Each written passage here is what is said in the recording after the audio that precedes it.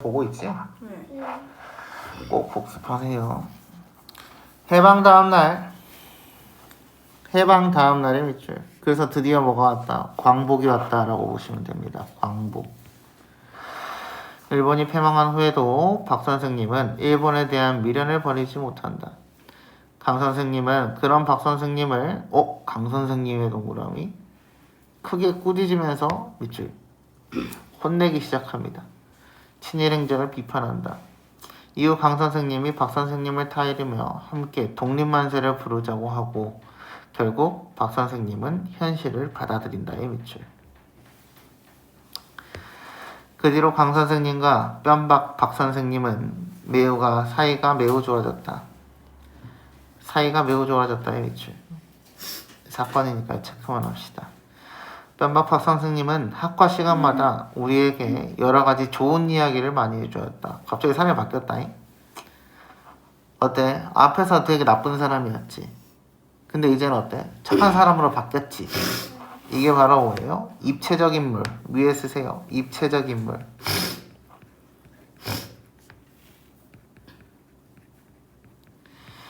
이 입체적 인물이라는 것은 뭐에 대한 이야기다?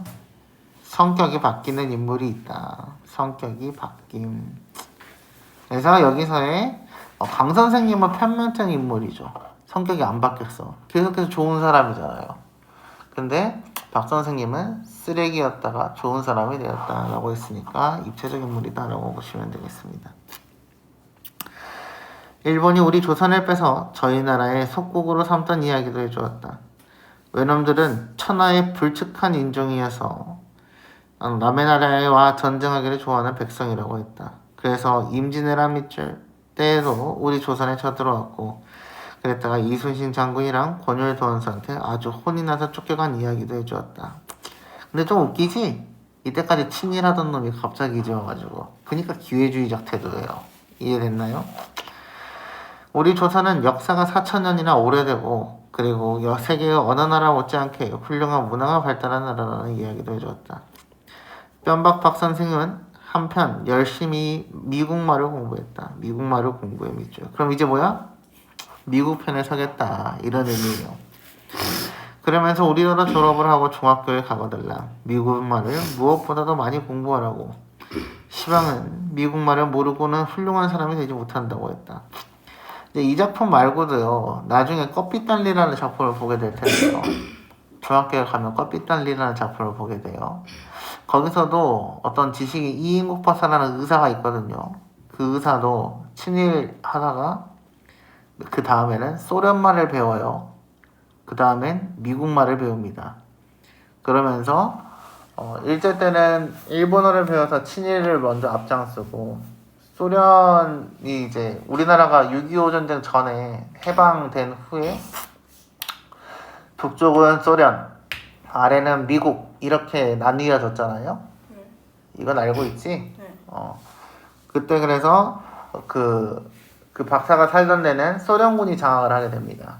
그래서 제일 먼저 살아남기 위해서 했던 게 노어라고 해서 러시아 말을 배우는 거였어요.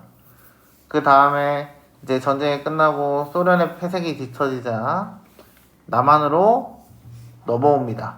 전쟁 중에. 그리고 나서는 미국말을 배워서 이제 미국 대사한테 영어로 막 대화를 열심히 시도를 해요. 이런 게 바로 뭐야? 살아남기 위한 기회주의자의 태도인 거예요. 이해됐나요? 네, 그렇게 보시면 되겠습니다. 뺨박 박 선생님은 미국을 침임하도록 칭찬했다. 이 세상에 미국같이 훌륭한 나라가 없고 이게 미국 똥꼬 빨고 있네요. 미국 사람같이 훌륭한 백성이 없다고 했다. 우리 조선은 미국 덕분에 해방이 되었으니까 미국을 누구보다도 고맙게 여기고 미국이 시키면 시키는 대로 순종해야 하는 일이라고 했다. 시키면 시키는 대로 순종의 밑줄.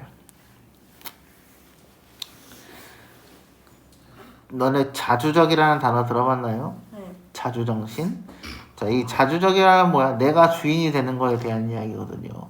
근데 선생님이 애들한테 내가 스스로 주인이 되어야 한다고 하고 있어? 아니면 미국한테 설설 기라고 하고 있어? 설설 기라고 이야기를 하고 있죠? 그래서 이런 이야기다라고 보시면 되겠고, 우리가 혹시 말 끝에 미국놈이라고 하면 뺨박 반 선생님은 단박에 붙잡아다 벌을 세우곤 하였다. 전에 덴노 헤이까바가 그다음에 라고 한 것만큼이나 엄한 벌을 주었다. 그니까 이제 뭐예요? 일본 편에서 미국 편으로 접어들었다는 이야기가 되는 거죠.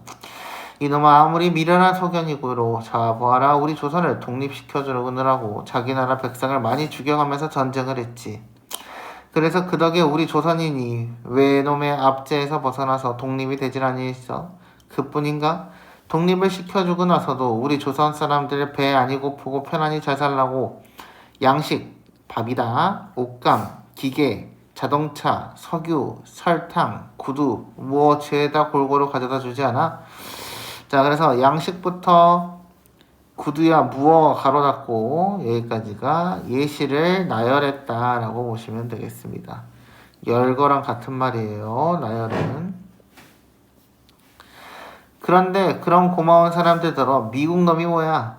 왜냐면 놈은 욕이었기 때문이죠. 벌을 세우면서 뺨밥 박 선생님은 이렇게 끈소리로 꾸짖곤 했다. 우리는 뺨밥 박 선생님더러 미국에도 덴노 헤이카가 있냐고 물었다. 미국에 덴노 헤이카가 있지 않고서야 그렇게 일본의 덴노 헤이카처럼 덴노 헤이카가 뭔데?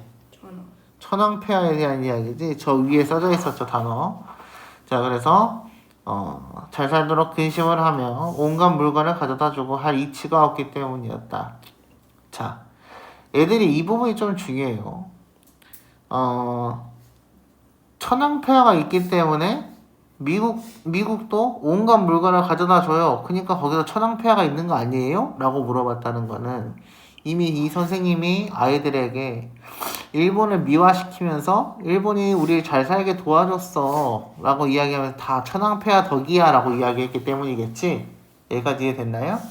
그러니까 아이들이 순수하게 그럼 뭐 물자를 또 주니까 거기도 혹시 천황폐하가 있나요? 라고 물어보는 거죠. 그렇기 때문에 해방전에 뺨바팍 선생님은 덴노헤이카에는 우리 조선 사람들을 일본 사람과 같이 사랑하고 우리 조선 사람들이 잘 살기를 근심한다고 늘 가르쳐 주곤 했다. 뺨바팍 선생님은 미국에는 덴노헤이카는 없고 덴노헤이카보다 훌륭한 돌멩이라는 양반이 있다고 했다. 돌멩이의 책. 뭐하는 놈인지 봅시다. 우리는 그럼 이번에 그를 그 돌멩이라는 훌륭한 어른을 위하여 미국 신민노 세이시를 부르고 기미가요 대신 돌멩이 가요를 부르고 해야 하나 보다고 생각했다. 아무튼 뺨바팍 선생님은 참 이상한 선생님이었다 라고 이야기를 하고 있습니다. 이해됐나요? 적었네요. 이 글의 주제로 가장 적절한 것은 이라고 되어 있습니다. 그럼 지금 계속해서 이상하다고 했으니까 선생님 좋댔어? 나쁘댔어? 나쁘댔지? 그럼 주제는 이 선생님을 칭찬하자? 아니 비판하자. 선생님이 어떤 특징? 기회주의자의 특징. 그래서 답은 4번이 되겠습니다. A에서 드러나는 이 글의 서술상의 특징으로 가장 적절한 것은 이라고 되어 있습니다. A는 뭐에 대한 이야기였어요? 선생님이 했던 이야기들을 바탕으로 이상한데 그럼 진짜 그런 건가요? 이렇게 물어보고 있죠. 그래서 1번부터 봅시다. 박 선생님을 직접 비판하고 있다. 직접 비판의 밑줄. 그러면 직접 비판이란 단어는 본문에 대놓고 나쁜 사람 이렇게 써져 있어야 돼. 본문에 대놓고 나쁜 사람이라고 써져 있어요? 그런 건 아니죠. 그래서 1번은 틀렸고요. 어수룩한 서술자의 밑줄. 어수룩한 서술자니까 이건 아이의 특징이라고 설명을 했었지. 저번 시간에. 아이지? 아이기 때문에 어수룩한 서술자는 아이가 서술자다, 관찰하고 있냐라고 물어봤기 때문에 맞는 말이 되는 거죠. 근데 중요한 건 뒷부분에 대상을 긍정적으로 평가하고 있다라고 했어요. 긍정적으로 평가했나요? 그런 말은 없었습니다. 대상을 웃기게 표현했다. 이건 이제 희화화, 해악에 대한 이야기이긴 하거든요. 근데 일단 여기서는 웃기게 표현하는 것은 없어요. 그치? 그냥 설명만 했지. 또 대상에 대한 동정심의 밑줄. 동정심이 나오려면 뭐에 대한 이야기 해야 돼? 선생님 불쌍해요. 이렇게 가야 돼. 선생님 불쌍했어? 아니죠. 어린아이의 시선으로 서술하여 대상에 부정적 면모를 부각하고 있다. 이게 답이 되겠습니다. 반어적 표현 밑줄. 뭐 이상한 선생님이었다라고 했는데 안 이상해요, 정상이에요인가? 아니죠. 이것도. 그래서 5번도 틀렸다라고 보시면 되겠습니다. 나가 기억과 같이 말한 이유로 가장 적절한 것은 이라고 되어 있습니다. 이상한 거. 뭐예요? 외모가 이상해서? 선생님 얼굴 이상했으면 처음부터 이상했어야지. 이해됐죠? 1번은 틀렸습니다. 선생님은 앞뒤가 맞지 않는 태도를 이해하지 못했기 때문에 라고 되어 있습니다. 맞나요? 맞는 것 같죠? 그래서 답은 2번이 되겠습니다. 박 선생님이 학생들에게 돌멩이 가요를 부르도록 강요했나요? 불러야 할 것 같다라고 이야기를 했죠? 실제로 부르라고 한 적은 없습니다. 돌멩이가 덴노 헤이카보다 더 훌륭한 사람이라고 했기 때문에 훌륭한 사람이라고 하기는 했거든? 근데 중요한 건 그것 때문에 이상하다는 건 아니었죠.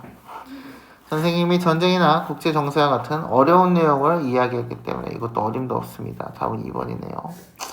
이글과 보기를 비교한 내용으로 적절하지 않는 것은 자, 그 보기 옆에다 써볼까요? 사설시조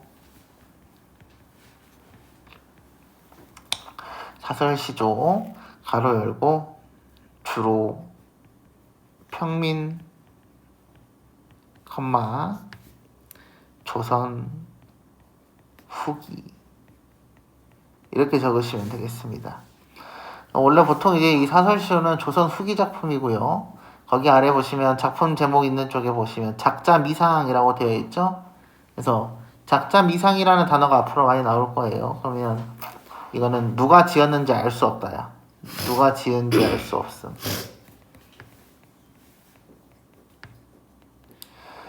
누가 지은지 알 수 없다는 이야기는 이름이 없다는 이야기예요.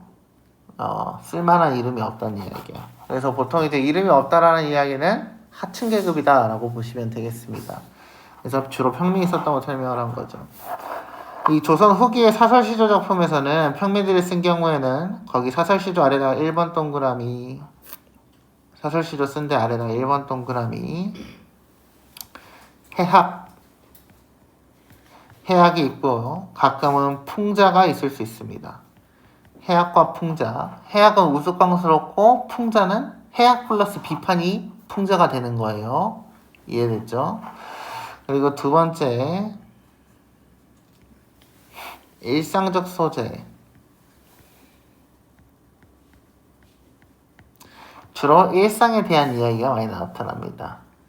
자, 그럼 한번 볼까요? 두꺼비가 파리를 물고 두꺼비의 동그라미 파리의 동그라미 두엄 위에 뛰어 올라 앉아 건너산을 바라보니 송골의 동그라미. 이 백송골이라는 건 송골매입니다. 송골매. 혹시 송골매 들어봤어요? 독수리 같은 종류거든요. 떠있건을 가슴이 끔찍해 밑줄. 왜 끔찍했을까? 그렇지, 잡아먹힐까봐. 그러면 먹이사슬이 백송골이 맨 위에, 그 다음이 두꺼비, 그 다음에 파리겠죠? 여기까지 이해됐나요? 펄쩍 뛰어, 펄쩍의 밑줄. 음성상징어입니다. 음성상징어. 가로 열고 으태어라고 적어주세요. 음성상징어는 우리가 엉금엉금, 펄쩍펄쩍, 번쩍번쩍, 오케이? 이런 것들처럼 의성어와 으태어를 합쳐서 음성상징어라고 합니다. 의성어가 뭔지 알죠? 으태어도 뭔지 알지? 오케이. 달리다가 두엄 아래 자빠졌구나 밑줄. 뭐였대? 쫄아서 넘어졌대. 여기까지 이해됐나요?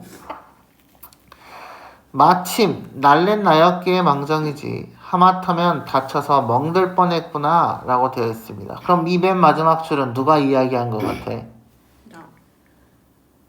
다시 생각해볼까? 두꺼비가 말한 거죠?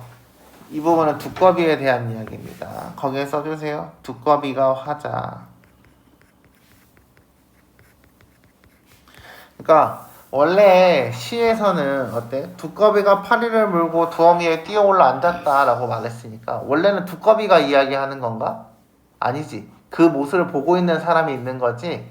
근데 마지막에서는 두꺼비가 하는 말로 화자가 바뀐 거죠. 그래서 시에서도 화자가 바뀔 수 있다. 이렇게 생각을 하시면 되겠고요. 그럼 여기서의 두꺼비는 뭘 의미할까? 두꺼비는 여기서는 탐관오리라고 적어주세요. 탕관오리입니다. 탕관오리 들어봤죠? 네. 나쁜 짓 하면서 백성들 돈 뜯어 삥땅 쳐먹는 애예요. 그 다음에 파리가 이제 백성이 되는 거죠. 힘이 없는 백성들이 되는 거예요. 그럼 이제 백성굴은 무엇이냐? 백성굴은 옆에 써주세요. 중앙관리. 중앙관리라고 적어주시면 되겠습니다. 혹시 암행어사 같은 거 들어보셨나요? 네. 네. 그래서 여기서 백성골은 중앙관리고 이해가 조금 쉽게 하고 싶다라고 하시면 암행어사라고 적어주시는 게 좋아요. 자, 이제 이 말이죠. 백성에서 어디 이렇게 군청에 있는 관직에 있는 사람이 백성들이 막 세금 삥땅 쳐먹고 놀고 있었어. 백성을 괴롭혔지. 그러니까 파리를 입에 물었다고 표현을 한 거지. 얘가 이해됐나요? 근데 얘네가 삥땅 쳐먹고 막 놀고 있는데 갑자기 저쪽에서 암행어사가 와. 그럼 암행어사가 오면 어떻게 돼? 얘네는 혼나겠지. 그렇기 때문에 어때? 깜짝 놀라서 튀었다는 거죠. 이해됐죠? 근데 여기서 어때? 넘어졌어. 자빠졌어. 그럼 뭐야? 해악이 되는 거죠. 이해됐죠? 그래서 답은 1번이 되겠습니다. 이 글은 보기와 달리 우스꽝스럽게 만들어 풍자를 하고 있다. 보기도 풍자를 한 작품이다 라고 보시면 되겠네요. 이해됐죠?